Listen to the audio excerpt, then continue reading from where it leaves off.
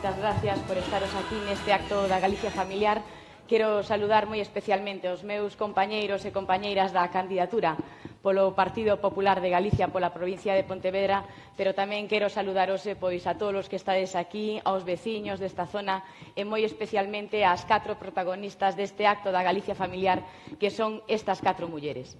Quero darvos as gracias á asistencia por asistir a este acto, un acto que é completamente distinto ao que estamos acostumbrados, porque hoxe aquí hai 4 mulleres que representan 4 familias completamente distintas ou 4 tipoloxías de familias que temos a día de hoxe en Galicia. Unha familia tradicional, unha familia monoparental, unha familia numerosa e unha familia acolledora.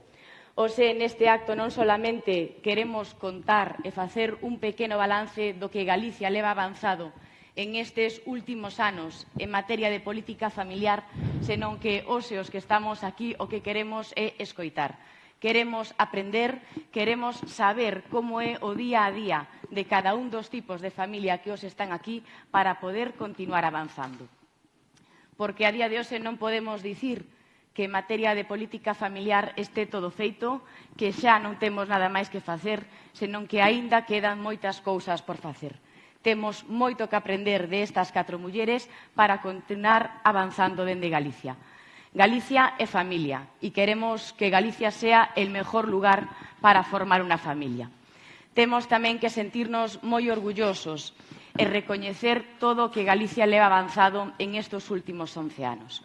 11 anos nos que Galicia duplicou as plazas en educación infantil, pasamos de 12.500 plazas públicas nas nosas garderías ás máis de 25.000 plazas que temos aquí en Galicia en escolas infantís a día de hoxe. Queremos dende Galicia que conciliar non solamente sea un luxo que este ao alcance de todas as familias que viven nas principales cidades ou en zonas urbanas, senón que tamén conciliar este a disposición de todas as familias que viven no noso rural.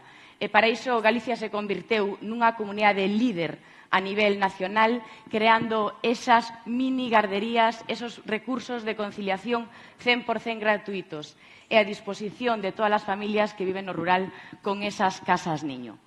Esas casas niño hai en Galicia espalladas pola nosa xeografía nestes momentos 75 e acabamos de lanzar unha última convocatoria para que o 100%, absolutamente todos os concellos de Galicia dispoñan de un recurso de conciliación de 0 a 3 anos a disposición de todas esas familias para que poidan compatibilizar á perfección a súa vida familiar e a vida laboral.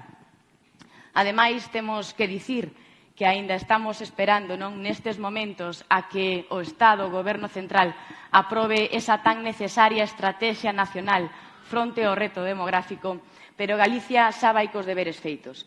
Galicia é a primeira comunidade a nivel nacional, un exemplo a seguir, en poñer en marcha, en elaborar ese proxecto de lei de impulso demográfico.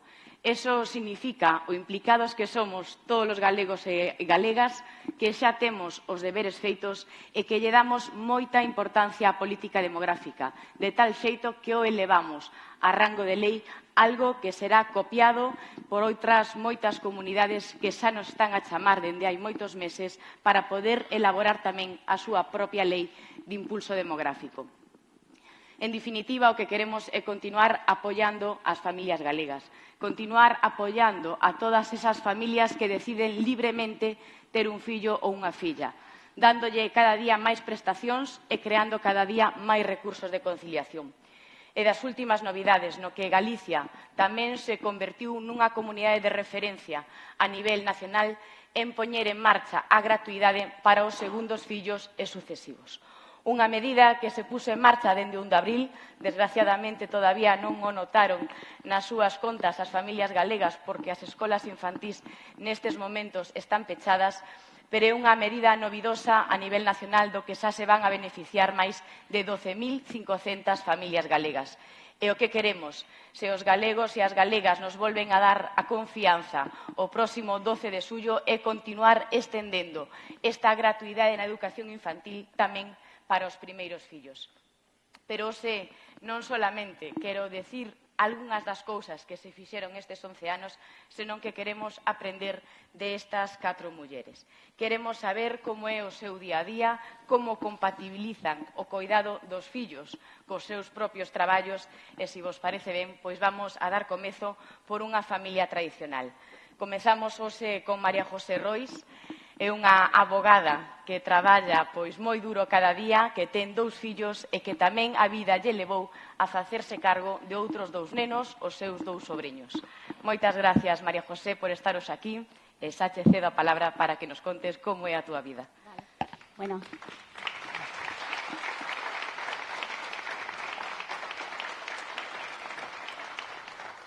En primer lugar, bueno, ya me ha presentado la señora conselleira, no voy a decir nada más de mi biografía personal. Sí, única y exclusivamente, efectivamente soy ejemplo de modelo tradicional de familia hasta la fecha.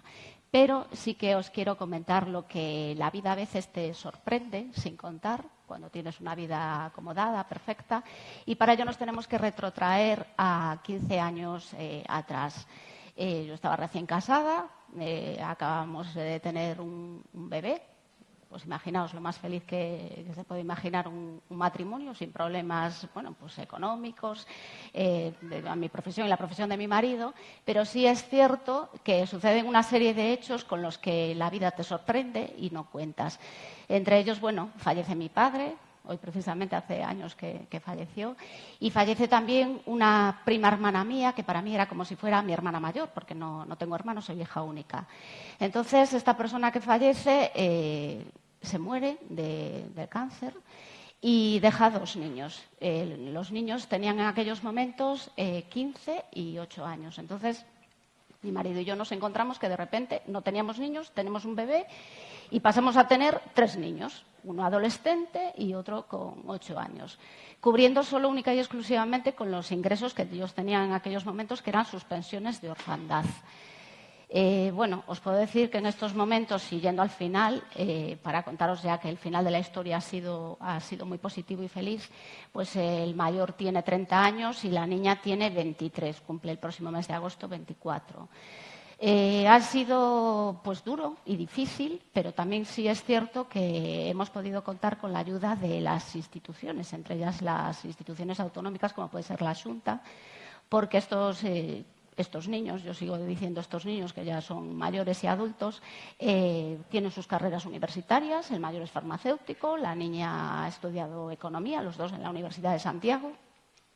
Y hasta la fecha, y con su periodo de formación intermedio que hubo, sea en su etapa escolar, de la ESO, de bachillerato, de universidad, pues han percibido ayudas. Es cierto que, bueno, han contado con la ayuda, ¿no?, de que se lo he podido gestionar, no he tenido que recurrir a terceras personas, sino que al final he sido yo, pues como administradora de su patrimonio, la que he podido gestionar todo el tipo de ayudas que se conceden, y que sí es cierto que las hay. Lo que pasa es que muchas veces la gente, pues por la pereza de decir, bueno, es que me piden muchísimos papeles, me pide muchísima documentación.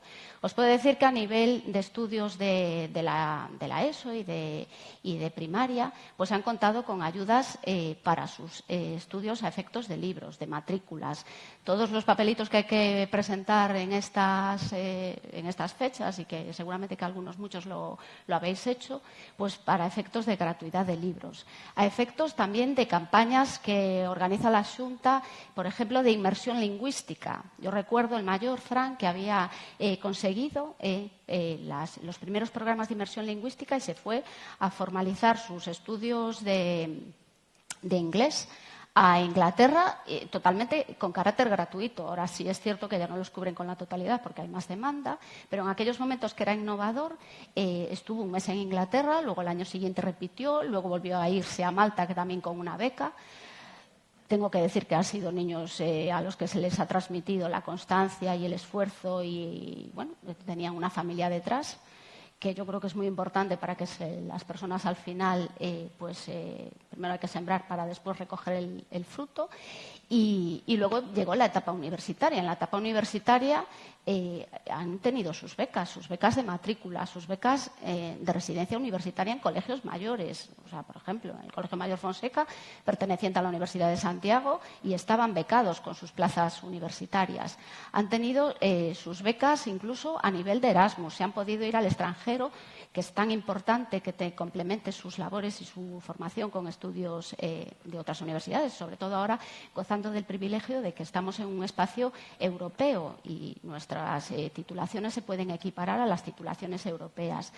Por ejemplo, la niña había estado en Rumanía. La Xunta le había concedido un complemento a efectos de la matriculación de beca Erasmus. Han tenido sus primeros trabajos también por mediación de becas. De hecho, una fundación que funciona fenomenal es la beca FEUGA a nivel universitario. Incluso ha desarrollado su trabajo en una empresa a nivel internacional, además gallega, FINSA, que yo creo que incluso la conocéis. Entonces, quiero decir que nada es imposible. Lo que sí es cierto es que si a lo mejor tenéis dificultad para presentar cualquier tipo de documentación, pedid ayuda, porque siempre hay un apartado de observaciones, siempre hay un apartado de un anexo en el cual se puede complementar y, sobre todo, probar documentalmente, que es lo más importante, hacer una relación. Si no lo sabéis hacer, solicitad la ayuda de alguien, porque pensad, la persona funcionaria que está recibiendo la documentación a efectos de tramitación, siempre hay que contárselo desde el principio, y la mejor manera de contárselo es probándolo documentalmente para que después te puedan conceder la ayuda solicitada. Con lo cual, este es, en pequeño síntesis, mi resumen, ¿no?, de la situación, que siendo una familia ordinaria, al final, por circunstancias, te conviertes en una familia con carácter excepcional, ¿no?, que tampoco tienes el carácter de familia numerosa porque, bueno, pues ellos tenían sus pensiones de orfandad y así. Bueno, pues muchas gracias.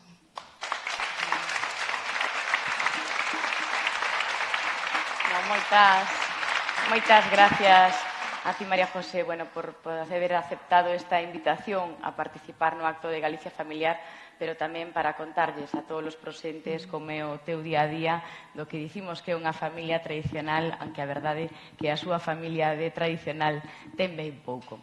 De María José pasamos a Lupe Quiñones, que é outra familia de Galicia, outra tipoloxía de familias que temos aquí na nosa terra, que nos contará como é ser nai e ter un fillo a cargo. Pero a súa familia tampouco é para nada sinxela, porque non solamente ten unha filla ao seu cargo, senón que tamén nos relatará como é o seu día a día con súa nai e con súa irmá. Adiante, Lupe. Hola, buenos días. Bueno, yo os voy a contar un poco mi historia. Estoy un poco nerviosa, que ya os digo. Voy a sacar la mascarilla. Bueno, os cuento que yo soy una familia monoparental. Aparte, vivo con mi madre, que es una persona de 85 años, y con una hermana que tengo de 61, que es discapacitada. Tiene una discapacidad bastante pronunciada, tiene un 75,6% de discapacidad. Entonces, mi día a día, pues gracias a mi madre. Trato de salir adelante, muchas veces gracias a ellas. ¿Por qué? Porque, vamos a ver, yo tengo una niña también, intento trabajar cuando puedo. Ella, tanto mi madre tiene una pensión de viudez como mi hermana tiene una pensión de minusvalía, no es muy grande, pero bueno. Y cuando estoy trabajando, quien me ayuda con la niña, con mi hermana y todo es mi madre, mientras puede. El día que no pueda, pues no sé cómo voy a hacer, tendré que ocuparme yo. Y claro, hay veces se me hace un poco difícil. Se me hace un poco difícil porque muchas veces ando corriendo de un lado para otro. Mi madre, aparte de eso, es una persona que pasó la guerra. No sabe ni leer ni escribir. Es analfabeta. Entonces, cuando es el tema de papeleos, tengo que estar yo. Se me complican las cosas porque cuando estoy trabajando y resulta que los papeles de las instituciones del Estado normalmente suelen ser por las mañanas para arreglarlos. Y claro, yo a las mañanas estoy trabajando y se me hace un poco difícil. Me gustaría pedir que, si puede ser, que pusieran unas horitas por la tarde para que poder arreglar ese tipo de papeles. No, no os riáis. las cosas como son. Es cierto, porque los que no podemos, no podemos. No podemos. Entonces, pues muchas veces, claro, o tengo que pedir en el trabajo, o tengo que hacerlo cuando puedo, o tengo que depender de terceras personas que me lo hagan, es lo que decía mi compañera aquí. Pues así, y bueno, y tirando poco a poco, día a día, unas veces mejor, otras veces peor, con enfermedades y con todo, pero bueno, trato de salir adelante, porque hoy en día es lo que nos queda, salir adelante. Y bueno, os doy las gracias por haberme escuchado, así que muchas gracias.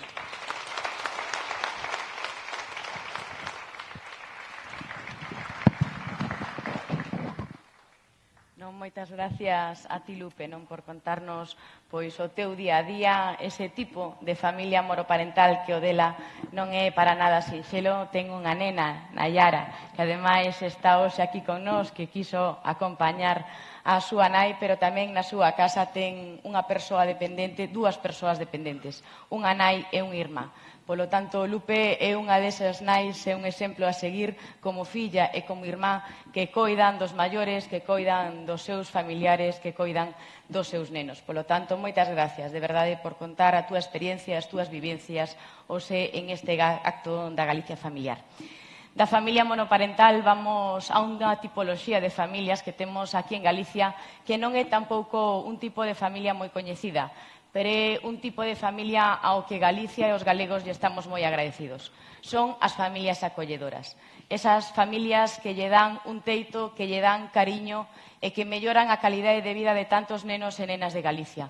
Son esas nais, esos pais que abren as portas das súas casas para acoller como se fosen seus a moitos nenos galegos.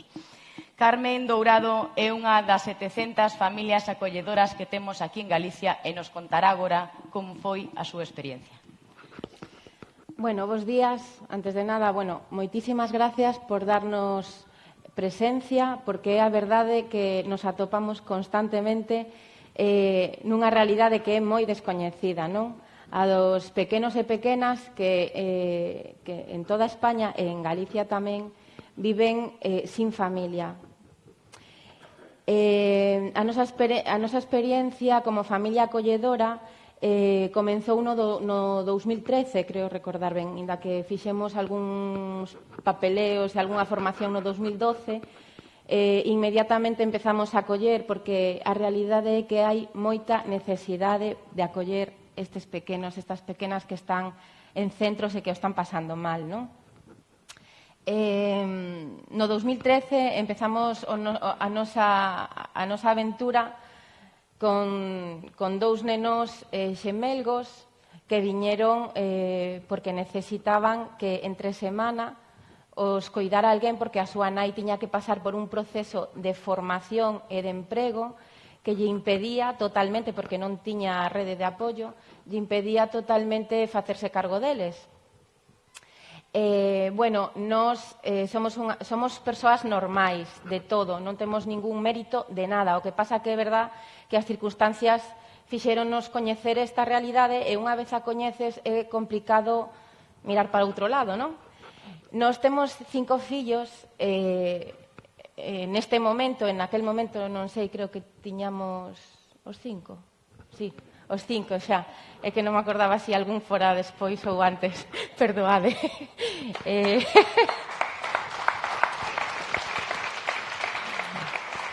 Temos 5 fillos, xa, inda que parezco moi nova, xa o sei, pois, inda que parezco moi nova, a maior xa é universitaria, xa ten 21 anos, non somos persoas normais, repito, porque é a verdade, somos normais. Os que realmente son excepcionais son estes cativos que veñen á casa e que coa súa historia de vida dan verdadeiras leccións. Non só os pequenos, sino tamén moitas veces as súas familias biolóxicas, as súas familias de orixen, que teñen que estar presentes na súa vida, é fundamental. É verdade que naquel momento nos pensábamos moitas veces si algún dos nosos pequenos ou si por circunstancias alguén se tuvera que facer cargo dos nosos fillos, como nos gustaría que viviran nosos fillos, non? Nos gustaría que viviran pois en centros, é verdad que funcionan ben, ou non é unha cuestión, non é esa a cuestión é que nos parecía que estarían mellor nunha familia que os acompañara, que os apoiara, que os educara, que os mimara. Todos sabemos o que fan as familias. Bueno, máis que nunca neste momento estáse vendo o que fan as familias, non? Na pandemia viuse realmente o que é o importante. Entón, bueno, esa foi o noso comezo da andadura, non? É verdade que estamos ocupados, estamos entretidos, Somos unha familia, somos persoas normais, pero unha familia pouco común. Bueno, a miña intervención hoxe vai dirixida un pouco a que, bueno, ao agradecemento de darnos voz, non? Que nos facía moita falta, sobre todo polos pequenos, polas cativas, pero tamén como familias. É verdade que aquí temos un exemplo que non é tampouco moi común nin a familia, nin a forma de resolver as situacións. Non todos temos a facilidade de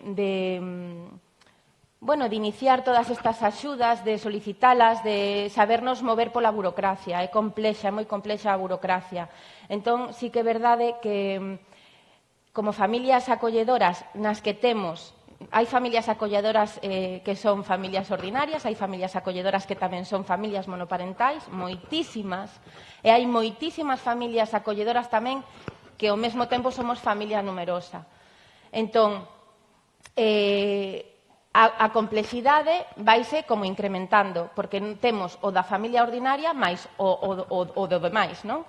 Entón, sí que agradecemos esta presencia, pero sí que é verdade que necesitamos comenzar o diálogo en serio.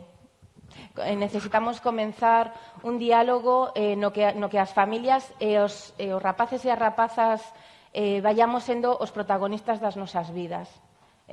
Bueno, en eso a administración, pois, temos de bo que, como hai tanto que facer, pois podemos empezar por donde queirades. Entón, esa é unha facilidade importante, que hai moito por donde mellorar, moito marxen de mellora, non?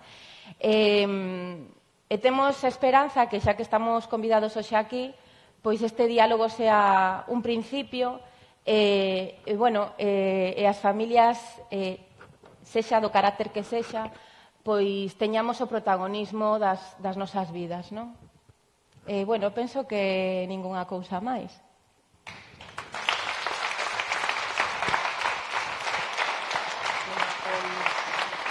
Pois claro que sí, Carmen, para iso é este acto da Galicia familiar, non, que quixemos contar con vos, porque sabemos perfectamente que hai moito marxe de mellora, que son a día de hoxe pois 700 familias que abren a súa casa, que lle dan mimo, que lle dan cariño e que educan a todos estes nenos de Galicia, pero é certo que sempre queremos que un neno ou unha nena este nun fogar antes que en un centro.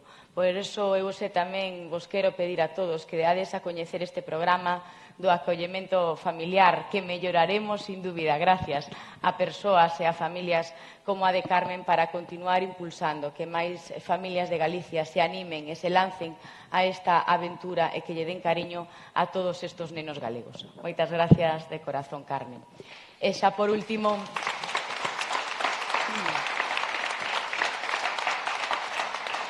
E xa por último, a última tipoloxía de familia que nos queda por falar, pois é a familia de Mar. Son esos valientes de Galicia que se lanzan a aventura de ter máis dun fillo, de ter máis de dous e de convertirse en familia numerosa. Mar se converteu en familia numerosa cando tivo 2 mellizos, máis outro neno, e agora nos vai a contar como é posible compatibilizar a vida laboral coa vida familiar, ter esos 3 nenos revoloteando pola casa. Como se fai, Mar? Vale, hola a todos. Antes de nada, no somos más valientes y mejores y supermadres por tener 3 hijos, es decir, es lo normal. Es decir, si tienes un hijo lo vas a cuidar como por tu hijo, si tienes 2 por 2, y si tienes 3, 3, y si tienes 5, 5. Yo me encontré con un niño de 2 años, mi marido y yo fuimos a por la pareja y vino la pareja. Vino de repente los dos, niño y niña. ¡Hala! Sorpresa. Bueno, es un follón muy grande. Es decir, con 3 niños pequeños, primer año tuvimos que vivir en casa de mi madre porque no atinábamos. Bien, es verdad que tuvimos muchísima ayuda. Guarderías, subvenciones, aparte de por parto múltiple por familia numerosa. Bien, es verdad que supimos muchas ayudas y subvenciones que había porque un familiar nuestro trabajaba, era funcionario y nos pudo informar. Nosotros no sabíamos que había esas ayudas. Entonces, a lo mejor sí es verdad que sería muy bueno tener un teléfono al que poder llamar y que te expliquen, bueno, pues si es este tipo de familia puedes acceder a esta ayuda, a esta, porque es bastante complicado. Bien, nosotros con los 3 niños nos costó mucho aclimatarnos a ese ritmo de vida. No es lo mismo estar muy cómodo con un crío que de repente tener 3. Es decir, vas al parque y uno se te va para un lado, otro para el otro, y el tercero, ¿quién lo coge? No lo sabemos. Bueno, pues nada. Y gracias a que en los colegios, en las guarderías, tuvimos ayudas tenemos, de hecho, ayudas en la factura de la luz. Al tener la tarjeta de familia numerosa tienes acceso a subvenciones y ayudas en transporte público, en muchas tiendas, para acceder a museos, parques, tienes muchas ayudas. Lo que pasa es que, claro, ahora eso era al principio, ahora ya mi experiencia personal, el mayor tiene 15 años, los pequeños tienen 12, me empiezan este año el instituto. Con este follón que tuvimos desde marzo, con lo de la pandemia, tuvimos mucha suerte porque tanto el colegio de los pequeños como el de mayor nos cedió unos portátiles para que pudieran hacer, si no, no podrían acceder a poder presentar los trabajos que le pedían, a estar conectados con todos los críos y con sus profesores. Si tienes un ordenador en casa, pero tu marido trabaja en casa, ¿qué haces con ese ordenador? ¿Lo repartes? ¿Lo haces horas a las 12 de la noche? Entonces tuvimos mucha suerte. La verdad es que se portaron muy bien con nosotros los centros, nos cedieron todos los equipos. Bien, es verdad que sería interesante también una subvención para Internet, porque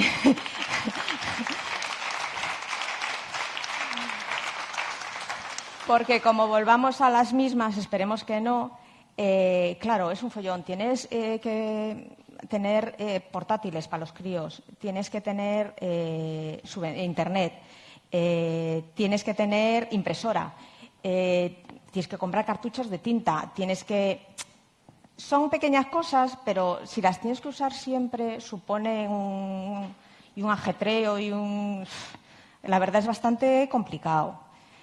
Soy una gran afortunada que tengo una madre que me dio la vida 2 veces, cuando me parió y cuando me ayudó con los niños, totalmente. Y se lo tengo que agradecer hasta que me muera. Y yo soy una privilegiada. Yo sé de gente que es familia numerosa que no tiene estas ayudas. Sí, te ayudan económicamente, estupendo, se agradecen un montón, yo lo agradezco un montón.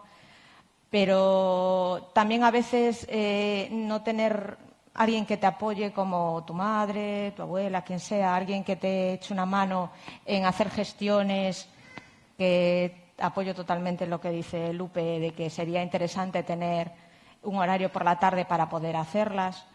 Y la verdad es que eso se agradece un montón. Yo no me siento especial, ni mejor, ni peor que nadie. Es decir, soy una madre como cualquier otra. Tengo 3 hijos, bueno, pues me ha tocado tener 3 hijos, no es por nada especial. Así que, nada, esta es mi experiencia. Yo no me considero supermujer, vamos, ni mucho menos.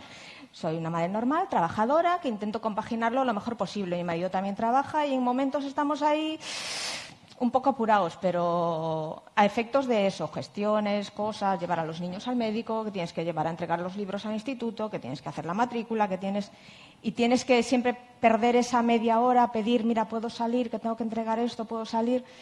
y eso sí que nos corre un poquito. Pero bueno, yo me considero una mujer privilegiada por tener 3 críos que son 3 soles, son los más guapos del mundo para mí. Y nada, esta es mi experiencia y animo a todo el mundo a que tenga familia numerosa.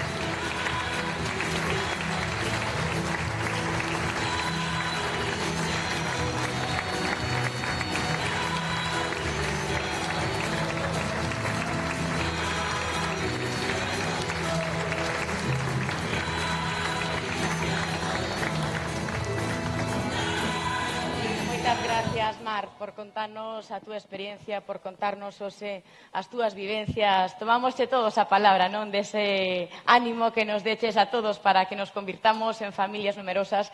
Aínda creo que a maioría somos moi conscientes da dificultade que ten pois cada día non levar adiante ou sacar adiante a esos 3 nenos e a dificultade pois tamén que ten cada día compatibilizar a vida familiar e laboral.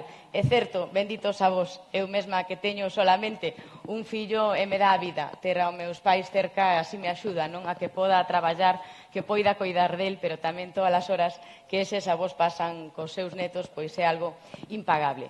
Quero darlle as gracias a estas 4 mulleres, a estas 4 tipos distintos de familia. Gracias a María José, as gracias a Carmen, as gracias a Lupe, tamén as gracias a Mar, porque solamente con elas e se os galegos e as galegas nos volven a dar esa confianza, o próximo 12 de xullo podemos continuar traballando da man de todas estas nais, da man de todas as familias de Galicia, para que Galicia, sin dúbida, se convirta no mellor lugar para formar unha familia. Moitas gracias a todas.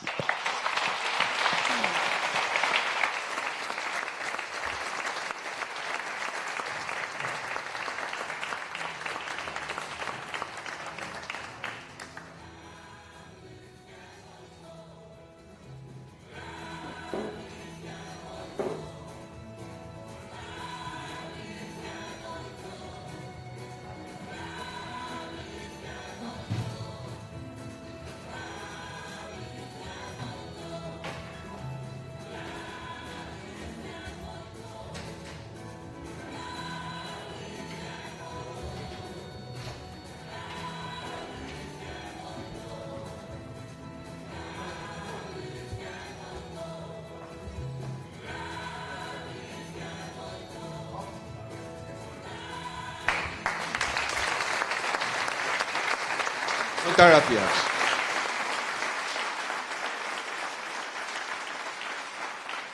Muchísimas gracias a todos. En primer lugar, lamento non chegar a tempo, pero veño de unha entrevista que empezou ás 9:15, tiña que empezar ás 9, tiña que rematar ás 9:30 e rematou ás 10 menos 10.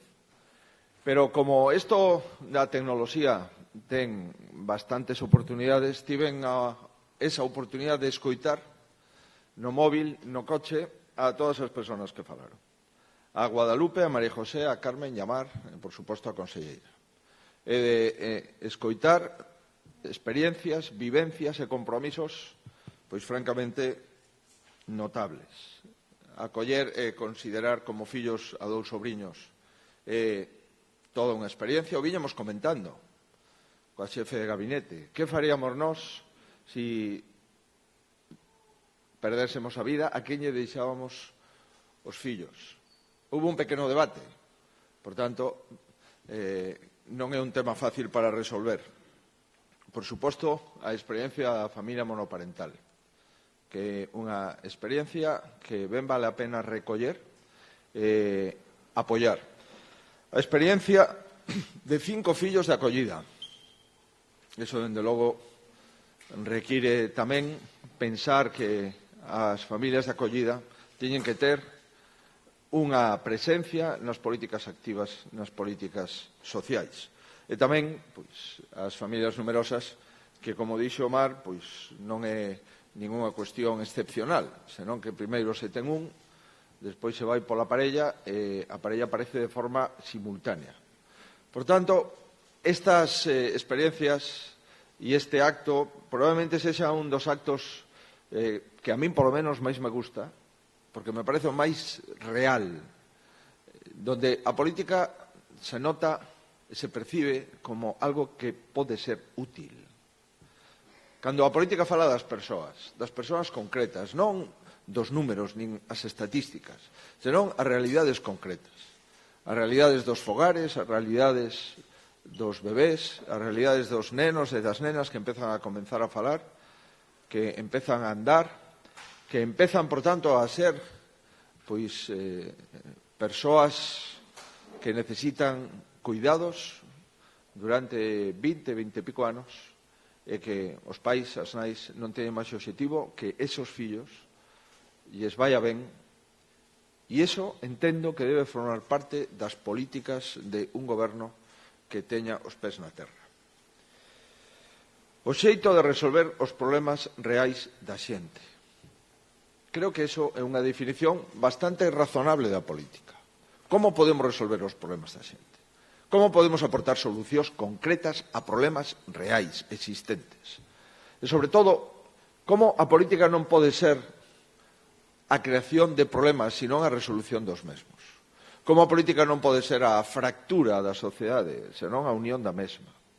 Como a política pode pensar que a familia é algo arcaico, algo tradicional, algo conservador, algo a superar.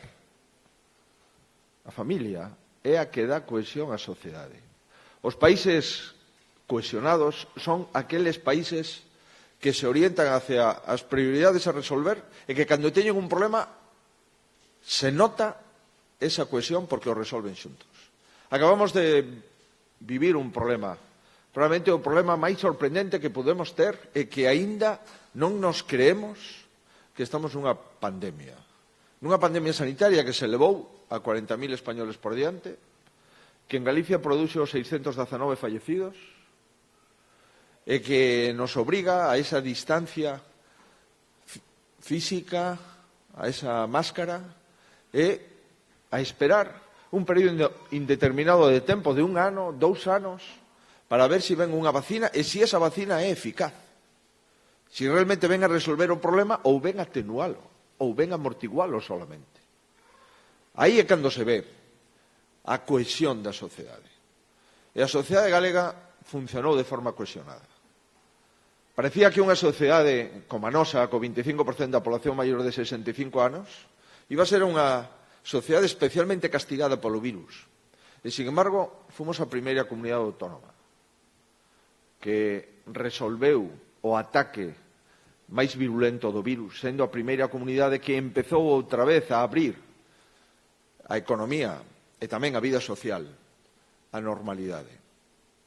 Fomos quen de protexer os maiores e fomos quen de atopar un sistema que nos permitise con garantías tratar o virus, as 3.500 personas que tratamos nas súas casas, mediante telemedicina, facendo un seguimento das súas constantes vitais, os 350 prazas de residencias de terceira idade que convertimos en hospitais de crónicos para evitar os ingresos innecesarios dos maiores que prefiren estar, lóxicamente, cos seus cuidadores que nunhas camas frías de hospitais descoñecidos.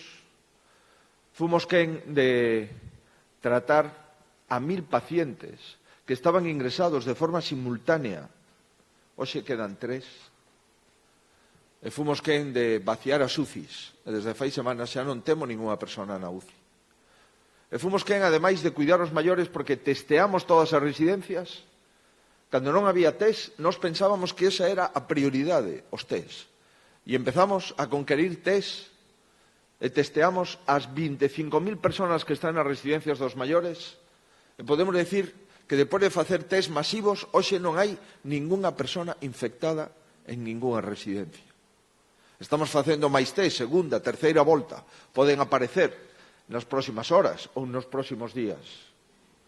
Pero ata onte, que é o último dato, ás 9 da noite, e que todos os días temos esos datos ás 9 da noite, podemos decir que as residencias están libres de virus, o cual, insisto, isto non é unha garantía para os próximos días e para os próximos meses. Pois que podemos ver? Que unha sociedade cohesionada é capaz de respostar con maior eficiencia aos problemas reais. E o problema da pandemia é un problema real. É un problema que sesgou miles de vidas. Falleceron 40.000 en España. A nós nos tocaría simplemente por unha proporcionalidade fría, nos tocarían uns 2.400 fallecidos. Temos 619. Eso significa que unha sociedade cohesionada como Galicia é quen de facer fronte ás máis e crudas dificultades. Pois esa sociedade cohesionada ten moito que ver coas familias, porque as familias son as que cohesionan a sociedade. Hai xente que cree que o único que importa é como lle vaya a un. Incluso máis hai xente que cree que o único que importa é que a él lle vaya ben e aos demais dá igual. Pois iso é un gravísimo erro. Non podemos nacer sin axuda dos demais e probablemente non podamos agotar os últimos anos da vida sin que nos volvan a coidar. É certo que os maiores se convirten en nenos e os nenos avanzan o que serán de maiores. Somos das poucas especies que necesitamos dende o primeiro instante que nos coiden. E tamén somos das especies que necesitamos que nos momentos de maior dificultade, cando perdemos a capacidade de movilización, de mobilidade ou a capacidade de pensar por nós mesmos, nos volvan a coidar. E isto consiste a familia en coidarse mutuamente e cun obxectivo fundamental, é que os membros da familia non se sintan sós nunca ao longo da súa vida. Eu me sinto moi orgulloso, como digo, deste acto, porque me parece que é un acto moito máis emotivo e moito máis real que os actos de sectores económicos ou de problemas de outra naturaleza. Porque non hai economía se as familias non funcionan. Porque non podemos prestar asistencia sanitaria se as persoas que a prestan non teñen un compromiso cos enfermos e cos pacientes. Porque non podemos educar a ninguén se os profesores non se dan conta que educar a esos rapaces é como se educaran os seus fillos.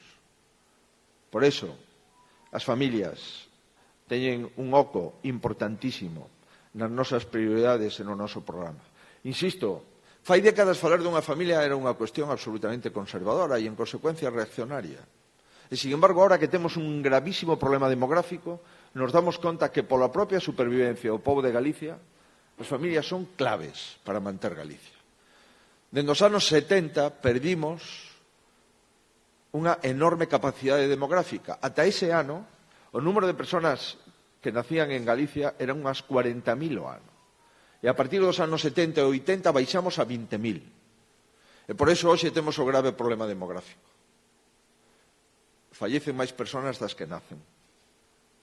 Ese é o grave problema estructural que temos. E a xente pode nacer de moitas e distintas formas. E hoxe o vimos aquí. En familias monoparentais, en familias de acollida, en familias numerosas.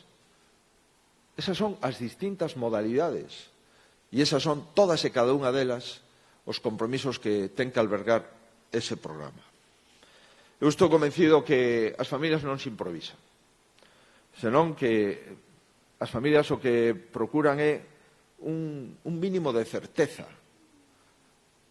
Estou convencido que ter unha familia non é un tema menor, é un compromiso. E tamén que a inestabilidade provoca moitas veces incertidumbres e faltas de compromiso. Por iso o máis importante cando un se presenta a unhas eleccións é rendir contas do que fixo. Que fixemos co caudal de confianza que obtivemos nas legislaturas anteriores? Esta é a cuarta vez que teño a oportunidade de presentar a miña candidatura, a nosa candidatura para a presidencia da Comunidade Autónoma. Que fixemos nas épocas de vacas fracas que nos tocou xestionar? Nos tocou xestionar a crise económica que deixaron os socialistas en Madrid e, en consecuencia, o bipartito en Galicia. E nos tocou, ademais, no último tramo da legislatura de xestionar unha pandemia de potencia novedosa e cunhos efectos secundarios demoledores. Pois que fixemos? Coa vosa confianza, coa confianza dos galegos, pois establecer políticas familiares concretas. E poder decir que somos a única comunidade autónoma que ten escolas infantiles gratuitas para os segundo e sucesivos fillos é un hito nas políticas de conciliación en toda España. Somos a única comunidade autónoma. A única. Poder decir que a máis de 60.000 familias lle testemunhamos no momento de ter o seu fillo cunha tarxeta benvida no que investimos, nunca mellor dito, investimos 50 millóns de euros en épocas de vacas fracas, pois é unha forma de entender por que hai que celebrar que un galego ou unha galega naza nun hospital, nun paritorio. Eso é unha das mellores noticias que cada día podemos recoller como colectividade, como familia que somos en Galicia. Cando chegamos ao goberno había 12.000 prazas públicas de guarderías, hoxe hai 25.000, o doble. E o doble en época de vacas flacas. O goberno aprobou a primeira lei de impulso demográfico na comunidade autónoma.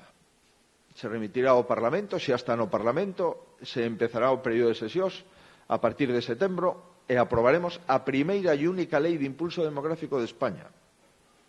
E que pasa coas aldeas e cos lugares? Pasa que non hai suficientes nenos para facer unha guardería, pero sí hai necesidade.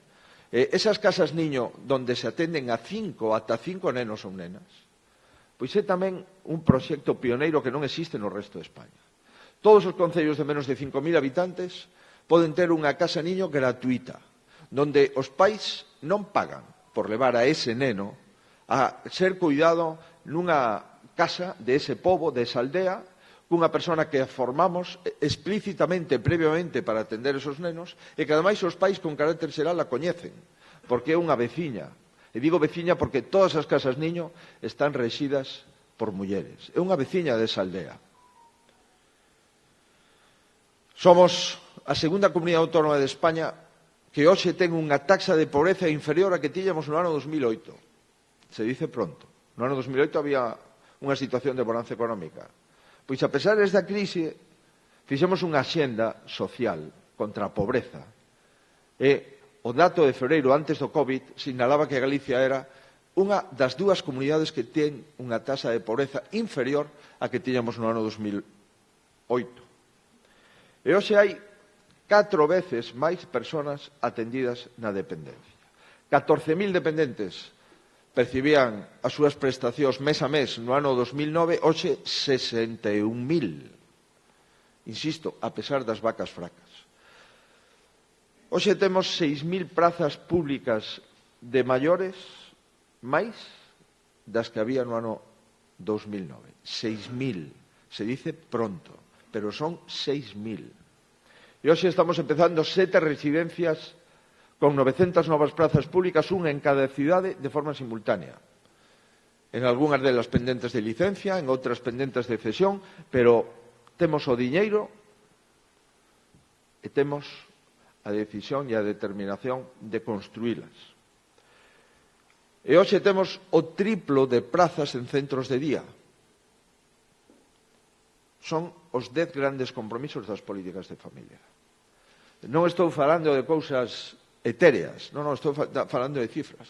Pasar de 14.000 a 61.000 dependentes, pasar de 12.000 a 25.000 plazas en guarderías infantís, acreditar a gratuidade dos segundo e sucesivos fillos nas escolas infantís en toda Galicia, triplicar o número de plazas de centro de día, 6.000 plazas máis en maiores. Penso que mereceu a pena todos estes anos. E non pensedes que eso estamos pagando con deuda pública, non. Galicia é a comunidade autónoma que menos incrementou a deuda pública nos últimos 10 anos. Por tanto, o estamos pagando cos impostos que pagades, pero con un criterio de que o diñeiro público é diñeiro dos 2.700.000 galegos. Polo tanto, é o voso diñeiro, non é o diñeiro dos políticos.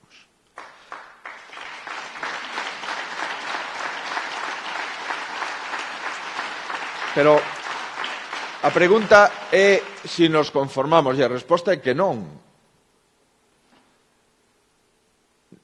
A resposta é que non nos conformamos, por suposto. É que temos que facer máis, temos que ser inconformistas, e temos que plantexar que cousas máis podemos facer. E, por suposto, que se poden facer moitas máis cousas. As políticas de familia en España, a referencia á comunidade autónoma galega. E cando temos reunións co resto das comunidades autónomas do Partido Socialista ou nacionalistas acreditan que a política de impulso demográfico e a política das familias, Galicia é o referente neste momento na nación. E o que temos é que seguir sendo referente na nación, pero tamén temos que impulsar políticas de familia en cada un dos concellos e impulsar políticas de familia no propio Estado, para que asuma das políticas do Goberno central, das políticas de cada municipio, das políticas de cada diputación e das políticas de cada comunidade autónoma, todas xuntas, acrediten que ter un fillo ou unha filla en Galicia non pode ser un problema económico. Non podemos mirar o ser pai ou nai como un problema económico. Ter un fillo ou unha filla é, sin dúbida, unha aportación á sociedade. E é unha aportación á sociedade que ten que estar protexida e ten que estar incentivada. Do mesmo xeito que damos incentivos para outras cousas, pois o incentivo fundamental é a propia supervivencia da sociedade galega, do pobo de Galicia. Vamos a proseguir con un programa para as familias monoparentais, porque son familias, as familias de acollida, porque son todo un espectáculo de xenerosidade, as familias numerosas, porque é unha aposta duplicada ou triplicada de compromiso e de solidaridade. Que vamos a facer para as familias numerosas? Protexelas. Estamos orgullosos de que se nos diga que somos o partido das familias numerosas. Sí. A resposta, sí. Hai xente que lle molesta, incluso que considera que isto é unha cuestión antigua. Isto é unha cuestión de preservar o futuro, non de preservar o pasado.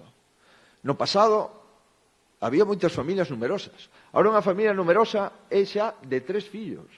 Para ter familia numerosa durante algún tempo eran 5 fillos ou máis. Agora xa consideramos 3 fillos, familias numerosas. Seguro que todos os nosos avós pois tiñan máis fillos. No meu caso, 8 fillos tiña a miña avoa. 8 fillos. E 4 abortos, 12. Por tanto, en épocas de penuria económica, Galicia tiña moitísimos fillos. Agora, o que temos é que ver como podemos manter ese poboación e como podemos acoller a máis xente que veña a Galicia. Mirade, entrou no 9 e ano 19 o número de persoas que entraron en Galicia fronte ás que saíron, o neto positivo é 47.000 persoas máis entraron en Galicia das que saíron. Se non conseguíramos esas 47.000 persoas retornadas, hoxe en vez de ter 2.700.000 habitantes, teríamos 2.650.000. Por tanto, necesitamos reparar o problema demográfico e traer a xente. Básicamente, fillos ou netos de galegos que residen no exterior. Pois ben, para as familias numerosas o que plantexamos é facerlle descontos en todos os peaxes de todas as autoestradas titularidade da comunidade autónoma. Facer descontos nos parkings de todos os hospitais e de todos os centros públicos da Xunta de Galicia onde haxa plazas de aparcamento. Facer un cálculo da renda para as axudas públicas que teñan en conta esta situación, volver a recalculalo en todas as axudas públicas que plantexemos. E, por suposto, tamén un apoio específico ás familias numerosas especiais, que son aquelas que teñan 5 ou máis fillos. Vamos a seguir coas familias numerosas e traballando con eles que cousas máis podemos facer, ademais dos libros de texto, e ademais do material escolar, e, por suposto, ademais das matrículas, que cousas máis se poden facer. Pero vamos tamén a falar de outras familias, as monoparentais. E, por que non, as familias de 2 fillos. A efectos fiscais do imposto da renta ás persoas físicas, as familias de 2 fillos e as familias monoparentais terán o mesmo tratamento fiscal que as familias numerosas. Estamos chegando a moitísimas familias en Galicia. Aquelas que teñen un fillo, unha familia monoparental, ou aquelas que teñen 2 fillos, terán o mesmo tratamento fiscal que unha familia numerosa. Pero tamén, por suposto, as familias numerosas para o terceiro e sucesivos fillos van a duplicar o beneficio fiscal no imposto da renta ás persoas físicas. Por tanto, intentamos ser razonables. Unha nai que ten un fillo soa necesita unha bonificación fiscal, na nosa opinión, igual que unha familia numerosa.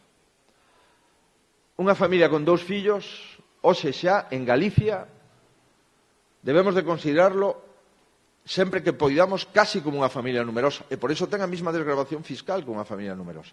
Pero unha familia numerosa que ten 3 ou máis fillos, dado que a de 2 se equipara desde o punto de vista fiscal a numerosa, o 3 e o 4 ou sucesivos fillos teñen que ter o doble de desgravamento fiscal.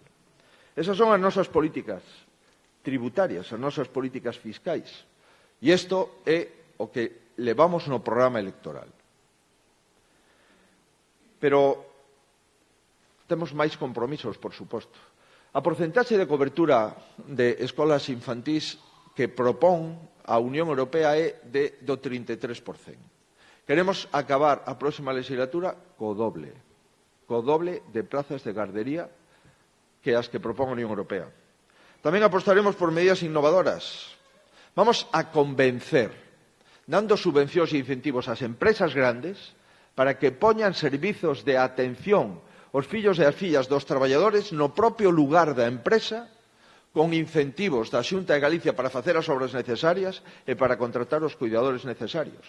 A ver se chegamos a 100 empresas na próxima legislatura.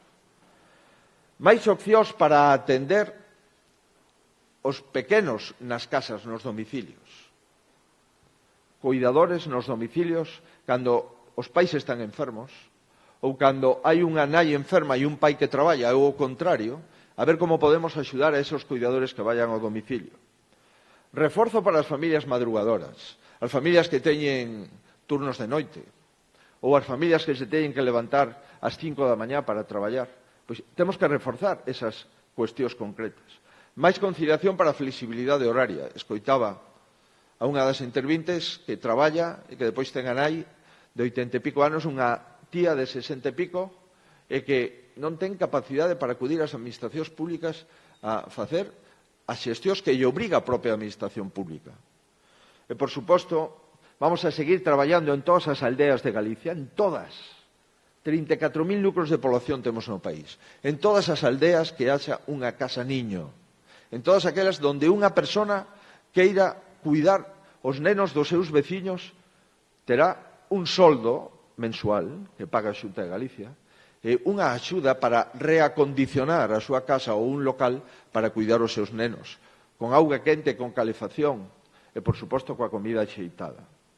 Pero vamos a seguir traballando na conciliación, e a conciliación son persoas maiores. Esos pais que ahora son avós tamén é familia.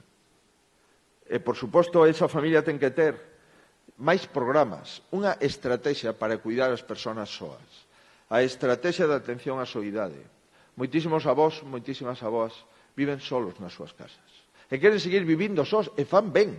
Si desde o punto de vista sanitario teñen autonomía para vivir, desa forma hai que axudalos para que sigan vivindo así, porque están na súa casa, no seu lugar, no lugar onde mellor se senten. Programas de voluntariado para acompañar os maiores. Hai moitísimos rapaces, rapazas, que non tiveron avó, ou que o tiveron e o perderon, e poden ter un avó de acollida tamén, e poden cuidalo a través de programas de voluntariado. Un autobús de cuidados porta a porta nas aldeas, onde levemos podólogos e onde levemos oftalmólogos, e persoas que fan test de memoria para comprobar se hai un indicio de Alzheimer ou non a todos os maiores que queiran aproximarse a ese autobús que recorre todos os concellos. Recorrimos xa 100 concellos.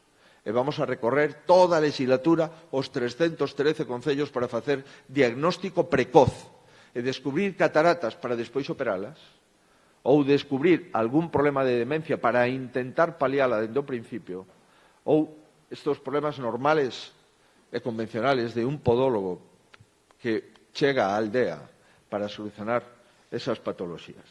Vamos a reforzar a teleasistencia domiciliaria, porque é a clave ter un botón colgado no pescozo, onde unha xente, cando se sinte mal, poda pulsar. E detrás de eso este alguén sanitario que automáticamente activa un recurso sanitario e que fala con esa persona para que lle conte o que ten e para ter os primeiros auxilios sanitarios telefónicos. Do mesmo xeito que levamos as casas niño ás aldeas, queremos que en todas as aldeas de Galicia, onde hai 4, 5, 6, 7 persoas maiores, tamén teñan unha casa do maior. E tamén financiamos a persona que os coide. Porque non en todas as aldeas se necesitan residencias de maiores, porque non hai maiores suficientes para montalas. E, por suposto, tamén se trata de seguir traballando coa dependencia. Si pasamos de 14.000 a 61.000 dependentes, queremos que non haxa ningún dependente que esté esperando o que lle corresponde. E para iso pedimos ao Goberno Central que pague o que debe. E o que debe é o financiamento do 50% da lei de dependencia. Eso é o que dice a lei. E o que está é financiando solamente o 20%. Se o Goberno Central solamente cumple o que a lei dice, automáticamente non habería ningunha persona en Galicia esperando a cobrar a lei de dependencia. Quedan poucas, pero para cada unha delas é o máis importante. Queridos amigos, eu concluyo e agradezo a estas nais o seu testimonio e a Conselleira de Política Social o seu compromiso e o redactor do programa, o diputado profesor Pedro Puy, que tuvera esa familia familiar que son un dos 5 eixos do noso programa. Nós queremos unha Galicia verde, é dicir, unha Galicia que cuide a economía circular e a sostenibilidade do país. Unha Galicia innovadora, é dicir, que produzca, que teñamos emprego, que a economía funcione. Unha Galicia moza, que teña como obxectivo fundamental a liberdade da xente que non empeza máis que nas aulas. Aí é onde empeza realmente a liberdade. Aí é onde se trata a todo o mundo por igual, porque a capacidade de transmitir coñecementos é para todos os alumnos de forma simultánea o mesmo coñecemento co mesmo portavoz, a profesora ou o profesor. E aí é cando se empezan a facer a igualdade real de oportunidades nace na educación. Non nace no patrimonio do pai ou da nai, non nace na herdanza que van a ter, non. O coñecemento non se compra, nin se hereda. O coñecemento se adquire a través de un bo sistema educativo e do esforzo e do compromiso de cada un. E, por suposto, a Galicia familiar. E este é o alicerce fundamental do noso programa. Esta é a Galicia familiar que queremos construir. E para nós Galicia é unha familia. E por iso sempre temos en conta que esta familia lle ten que ir ben. E que a nós nos corresponde, si queredes, estar ao fronte e a disposición da propia familia para cuidar toda a familia durante os 4 anos. E para iso entendemos que ten que haber un goberno que goberne. Ten que haber un programa electoral que podamos executar. Ten que haber unha estabilidade para tomar decisións. Nos temos que mover na unión e non na desunión. E nos temos que mover no entendemento e non no enfrontamento. Nos temos que mover polos intereses xerais e non polos intereses particulares. Nos temos que mover con gobernos amplos, con gobernos grandes, con gobernos que representen a maioría e non con un conxunto de multipartidos que representen as distintas minorías de cada un dos 10 componentes dese multipartido. E por iso, queridos amigos, vos propoñemos seguir traballando xuntos. O fixemos durante as vacas fracas da crise anterior, o fixemos durante a pandemia e agora temos que resolver todavía definitivamente a pandemia sanitaria e facer fronte á pandemia económica e á pandemia social, que vai afectar as familias. Porque quen perde o traballo é unha persona dunha familia. Quen perde a capacidade de ter servicios públicos é unha persona que vive nunha familia. Si se deterioran os servicios públicos, se deteriora a atención ás familias. Si deteriora o mercado laboral, se deteriora a renda da familia porque se perde o traballo e cando se perde o traballo se disminuye as rendas.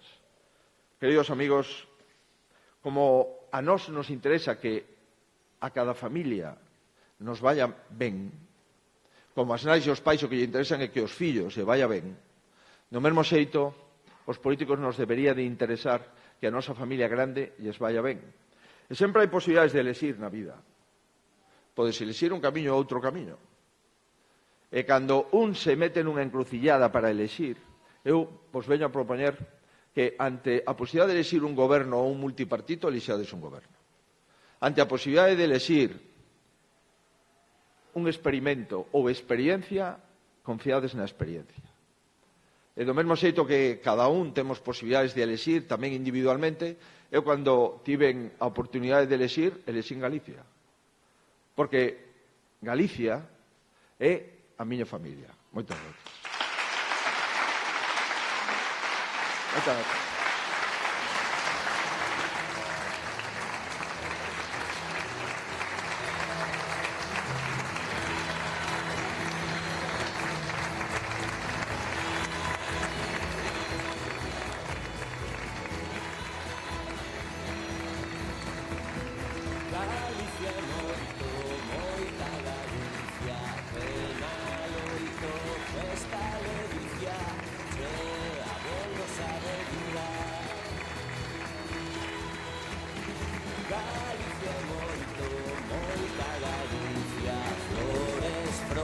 Espiños, espiñas, a natureza é raíña. Galicia moito e por todo o mar, húmedo ceo e terra chá. Galicia donde doce mañá, Galicia eterna, Galicia xa.